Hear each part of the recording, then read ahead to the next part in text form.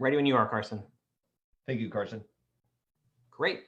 And it looks like we are now streaming live. So good evening, everyone, and thank you so much for joining us. My name is Jonathan Weber, and I am the Deputy Director of Florida Conservation Voters. And tonight is another part of our series of conversations with FCV endorsed candidates. It is my pleasure to chat tonight with Clint Barras, who is a Democrat running for election in House District 120.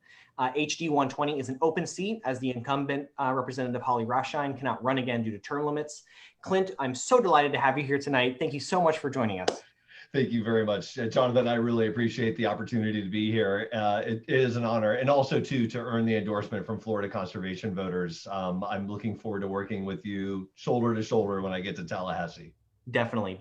And you know, we all love Florida, and every region of Florida has its own qualities. But Clint, let's be real here. You live in Key West, which is truly one of the more special places in the entire country.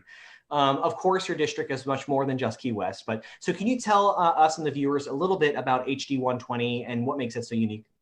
Yeah, oh, absolutely. So it's one of the largest districts I found in the state. So it goes all the way from the south, the southernmost city, Key West. As you said, I've lived here with my wife for 22 years.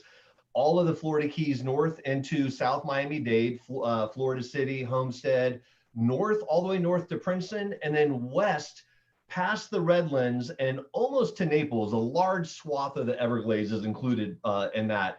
And interestingly, we have two areas of critical state concern. In Florida, there's 4 total, but 2 of which are right here in District 120. One is Big Cypress in the Everglades, and then the other is the entirety of the Florida Keys. And then so being in an area of critical state concern, this really kind of means that they regulate our development to make sure that we can preserve some of the lands here. And then of course, there's a lot of diversity in our district.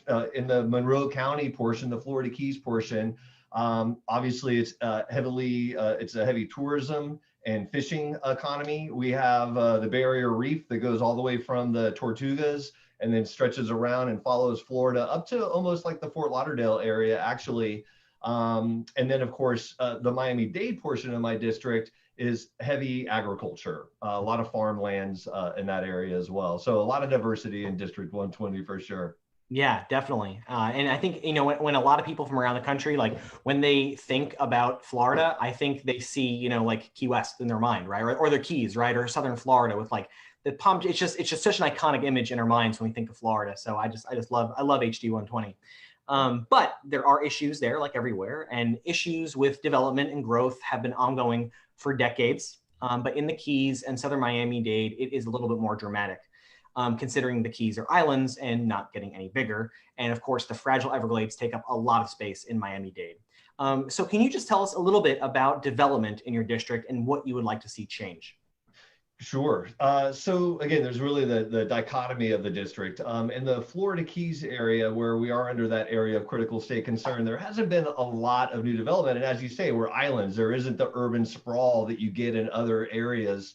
But what we have seen over the last couple of decades is a lot of resort development. And what they'll do is we have a limit on how many building permits are available. And so what these resorts will do is they'll take ROGO units, or basically the rate of growth ordinance, basically a building permit. They'll take them from existing like trailer parks and other low income housing options. And then they use those to subsidize their building of these resorts, which just puts further pressure on our existing affordable housing crisis that we have down here. And it really is a crisis. As I mentioned, my wife and I moved here over 22 years ago, and they were talking about affordable housing then. It's always a topic of conversation. But at the same time, our local governments keep approving these different resorts and not addressing, the issues at hand. So it's kind of upsetting in that regard. There's a lot of people in our community that are struggling, from day to day. Now, in the Miami-Dade portion, the heavy agriculture, they are seeing a lot of development growth, specifically developers trying to take smaller farmlands and developing those. And of course, when you take away farms and you put development there, that means that there's going to be more water degradation and more pollution. So what I'd like to see changed, and this is one of the reasons why I'm actually running for office, is Florida has a very porous foundation. It's called karst topography, but we have a limestone foundation. And science has shown, for instance, that if you put dye into a septic tank, it's just a matter of days before that dye leaches out into the surrounding waters around the septic tank. And so what we've seen over the last several decades is a lot of growth through Central Florida and around Florida. And a lot of these developments have been built on septic. And so I watched this lecture once from a Dr. Brian LaPointe here at our local college. And he was saying that the water, by the time it enters Lake Okeechobee, already has 90% of the nitrogen and the phosphorus. So down here, Big Sugar always gets the finger pointed at him for polluting the water that's been killing Florida Bay and our reef literally for decades. And so they're not, solely to blame here. And so the things I would like to see is just more responsible development. Obviously, we can't not develop. Florida is a growing state. We've already got 22 million people and counting, but we need to really kind of look at responsible development. New communities should be put on sewer. When we moved here over 20 years ago, the Florida Keys had just embarked on converting us from septic over to sewer. It was like $1 billion project. We had to eat a quarter of the cost of that. But now our nearshore waters are beautiful. When we first moved down here, we were having alerts put at the beach, fecal alerts and things like that. So we don't have those hardly anymore at all. So I think that, we need to kind of look more holistically at the state, what we're doing. And I think also too, local planning boards need to have a longer view on the development, and you've heard of the 7th generation thinking, the Iroquois Indians, where you make a decision today and what are those environmental ramifications 7 generations later. And I really think that, our leaders don't have that long perspective. And I think that would certainly help. Yeah, 100%. Yeah, I really couldn't agree more. And I love kind of your nuanced take there on development, because I think that, every district kind of has a similar story, or almost every district, right? Is that in Florida, our story is development and growth. And I think that everyone who's lived here for any period of time probably has some area in their local town that they think themselves was like, boy, that seemed like hastily put together, or that really probably shouldn't go there because that was a wetland and that's going to cause problems. That area is going to flood no matter what they do. And just to hear you talk about it that way, I think is just spot on. And I agree that, when it comes to water pollution, I mean, it's a huge problem, and there's a lot of factors that contribute to that. So again, just hearing you, talk about the nuance in those areas, really, I think it's awesome. So thank you so much for that. But you hit on a great point, right? In that in Florida, our environment is our economy. And nowhere is that really more important than in HD 120. Just off your shores, you did mention the world famous Florida Reef, which is the 3rd largest coral barrier reef system in the entire world. I grew up in Broward, which isn't too far away. And I remember very clearly my mom and my grandfather taking me down to John Penny Camp for the first time to go snorkeling. I get seasick like really easy. So I get seasick every single time. But the moment you put on those goggles and you view a living coral reef, I mean, there's nothing like it in the world, right? Like it's a transformative experience. Unfortunately, our reef is under a significant amount of stress from climate change to water pollution. In recent years, though, the city of Key West banned the use of certain kinds of sunscreens that have chemicals in them that harm corals. Earlier this year, the Florida legislature passed a law essentially invalidating Key West law and says that no local government in Florida can regulate the sale of potentially harmful sunscreens. So my question is for you is, how do you feel about the city's original ban and then now the legislature's ban of the ban? Yeah, if that makes sense. Yeah, absolutely. Yeah, absolutely. And thank you. And first, let me just say, I heard you say that in Florida, our environment is our economy. And I use those same words. And I couldn't agree with that sentiment more, not just for the entire state. People from all over the world come here to enjoy the diverse natural wonders that we have, but especially down here in District 120. And it's also important to keep into context of the importance of our coral reefs. So the coral reefs in the world's total marine environment account for less than 1/4%. Yet some estimates have coral reefs responsible for up to 2 million different species, and 25% of all marine life and nurseries start in coral reefs. So it is hugely important. our coral reef in the 1970s had about 50% coral cover. And today we're down to about 2% coral cover, which is really concerning. And there's a lot of other stressors. One of the things, ocean acidification, which is when we get a lot of carbon in the air and then the carbon settles and it hits the ocean. That makes the ocean water more acidic, and then that harms the corals. Coral bleaching through a climate change and the warming of our seawaters. The warm water will kill off coral too. In fact, we're having a coral bleaching warning right now because the waters are so warm out there. And then for the last couple of years, you probably heard that we have the white stony coral tissue loss disease, which is this disease that has been infecting corals. It started up in the Miami area, and then it started going north to the reef track north and south. And for a while there, we thought it wasn't going to spread past the 7 Mile Bridge, past Marathon, but it eventually made the leap. And so now even as far as Key West, and then now moving even further west towards the Tortugas. And there are few corals that are spared by this disease. And so already facing so many stressors, to have, yet another, to slap. But the sunscreen ban specifically, it was very upsetting. There's 2 chemicals specifically that were in there that we wanted to ban that are known to kill coral reefs, oxybenzone and oxynate. Sorry if I'm not saying that right. So there's a lot, yeah, I'm sure there's somebody out there that can pronounce that for me. There's a lot of other sunscreens that do not have these chemicals that are, natural alternatives. And for the last 12 years, I've served on the Florida Keys National Marine Sanctuary Advisory Council. Most recently as chair. I just recently termed out. But I was very happy to address the Key West City Commission in favor of the ban. And it's incredibly frustrating to see our Republican legislators in Tallahassee overturn our ordinance that really protects our livelihoods and our environment down here. And the reason why, let's face it, is because they're backed by these big corporate donors, the Johnson & Johnsons and the makers of these various sunscreens that don't want a ban. And it's just really frustrating that, I'm just going to go ahead and say it, Republicans are all about states' rights. And if you get to the federal level and, we should be able to make our own decisions. However, here locally, it seems like they preempt local decisions all the time. And I really do believe that there are so many different situations that should be decided at a local level, that the local community is much more able to weigh in on those matters than somebody from Tallahassee.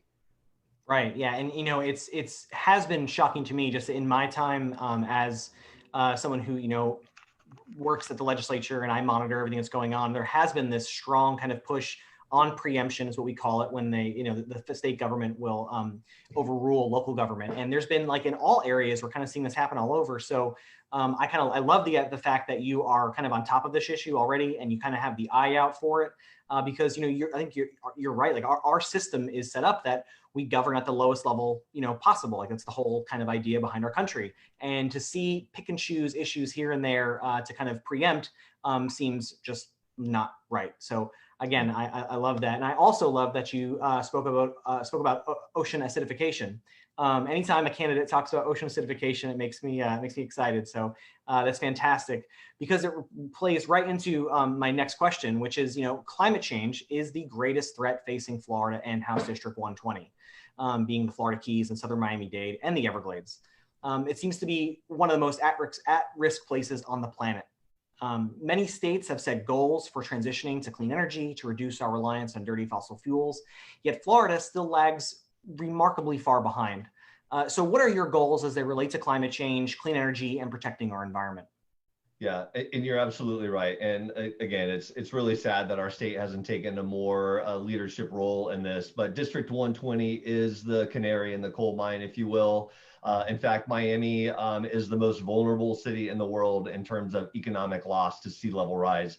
And then, of course, we have our nuclear power plant, Turkey Point, situated right between Miami and the Florida Keys, which, they have this high salinated, their cooling canals have been leaking for years. And this highly saline water has been encroaching closer and closer to our aquifers, which all of the Florida Keys get our drinking water from this aquifer, and they haven't been, Florida Power and Light has not been taking the steps necessary to correct this issue. And then they recently applied back to the Florida EPA to continue their pollution permit and to keep Turkey Point operational for several more decades, which would make it the oldest nuclear plant in America, and in 2060 would be underwater. So it just really doesn't make a lot of sense.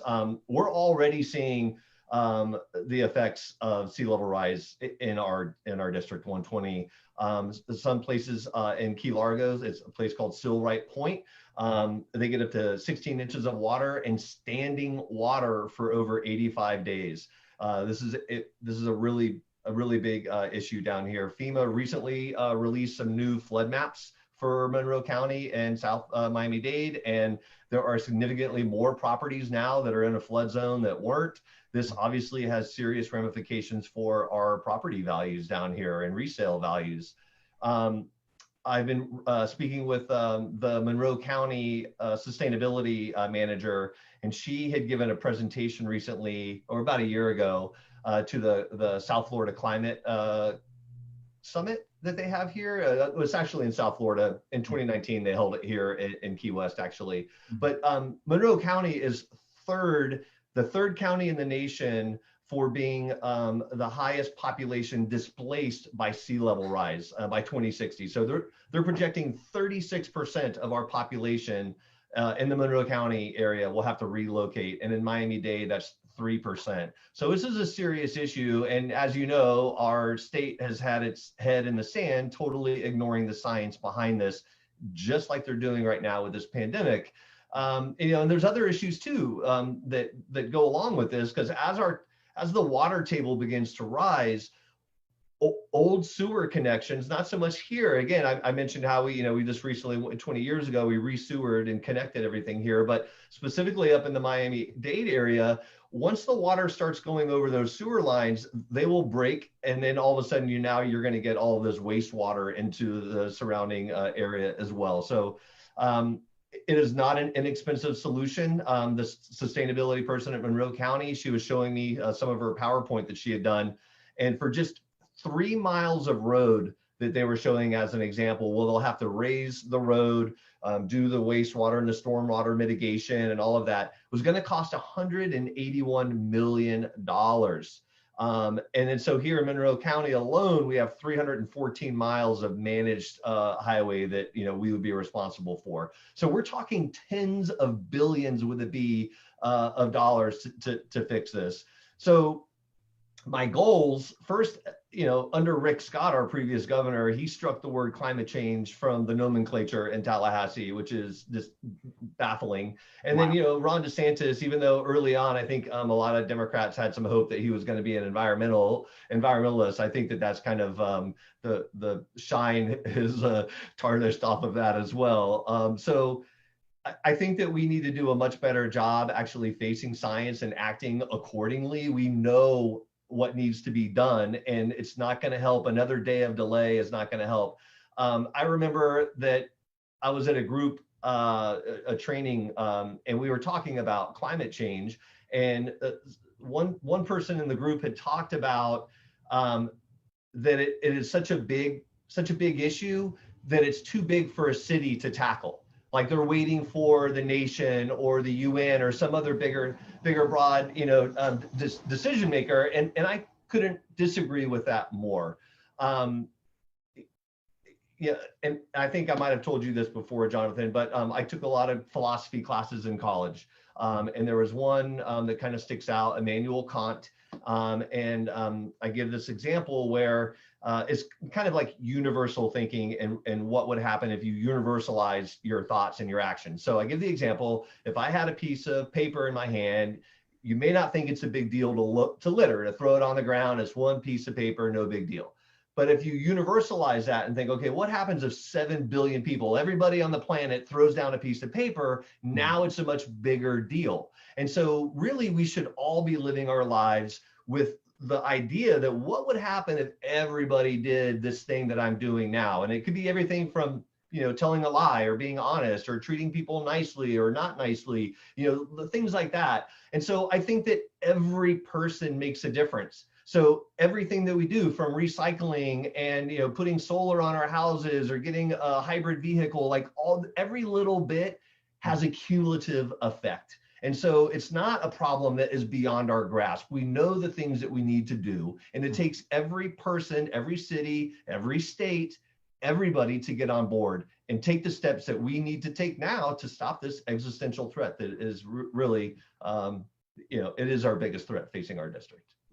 Yeah, I couldn't agree more, and it was really well put, because like I said, I work at the Capitol, and I go over there, and just the lack of movement on all sorts of really good ideas. I mean, there's no shortage of good climate bills and good clean energy pro solar bills that are sponsored every year, but they don't even get a single hearing sometimes, Clint, and that just is like infuriating to me, because we're not even having the discussion. Which, I mean, it's 2020.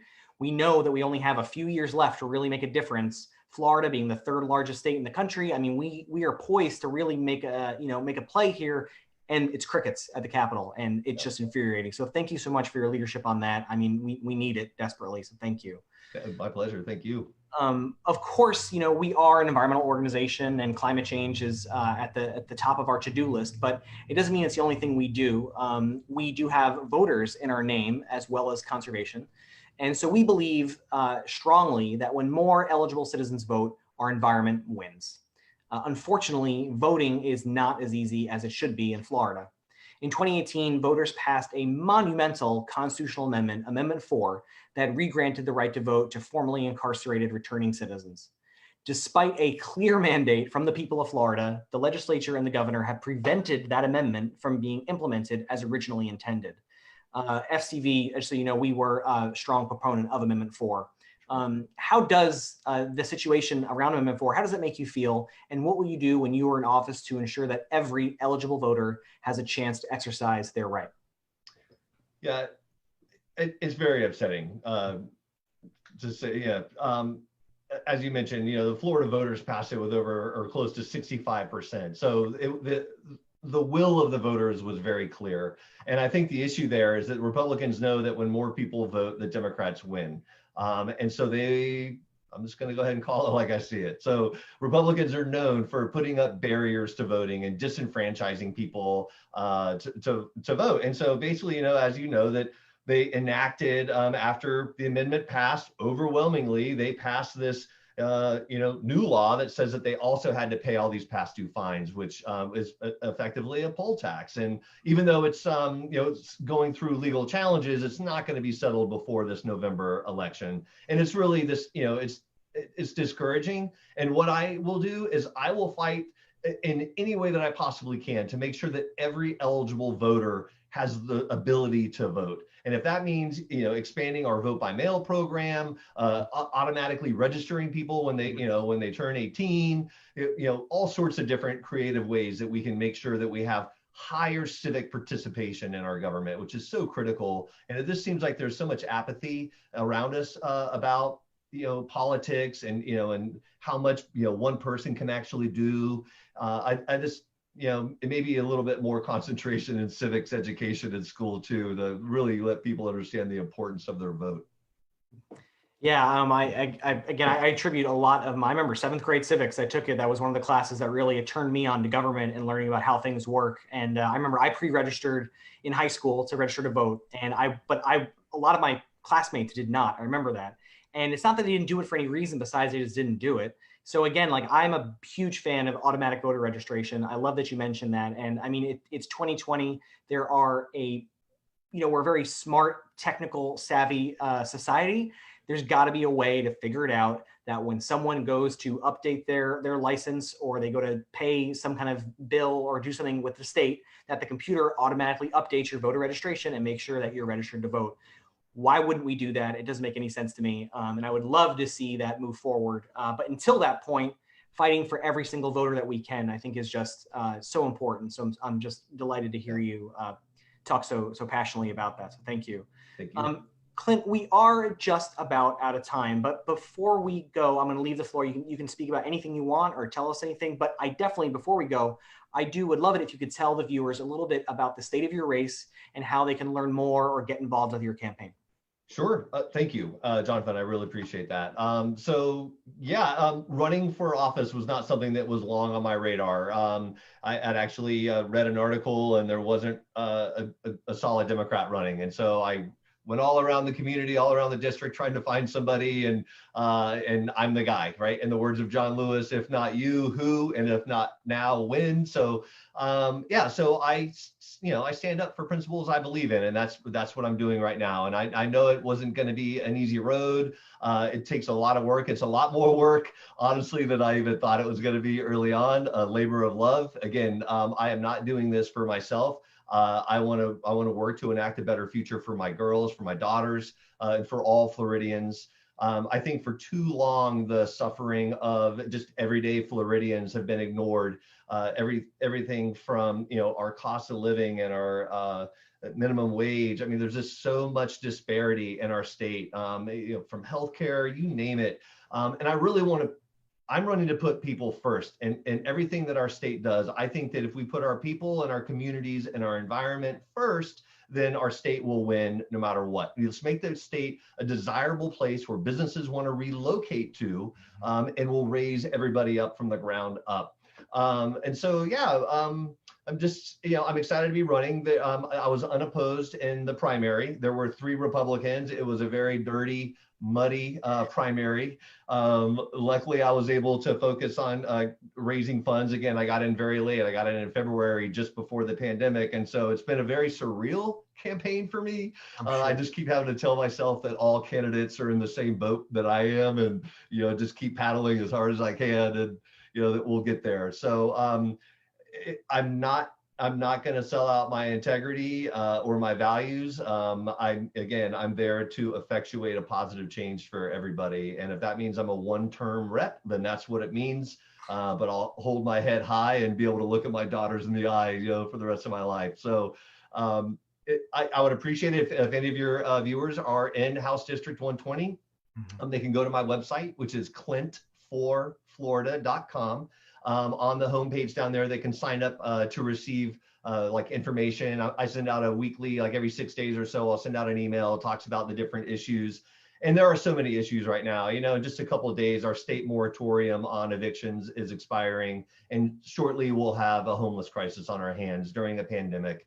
And it's just, again, we need to put people first. Our governor has yet to accept the $300 a week from federal money to give to our unemployed. Initially there was a $100 string attached that our state would have to put $100 in, and the federal would put $300. That has since gone away. And now it's just a matter of our governor to accept this money. We have millions of Floridians right now that are starving and can't pay for their food and their rent and their bills. And it just seems heartless to me that our government, our Republican-led government, is just callous to the concerns of the people. And so, I'm hoping to change all of that, and at least be a conduit of change. So well, I love it. And, and it's one of those things that we just need as many people as possible trying to fight for what's right in the state. And I do believe that, we'll prevail. It's going to happen. And I'm so glad to, allow our viewers get a chance to know you a little bit more.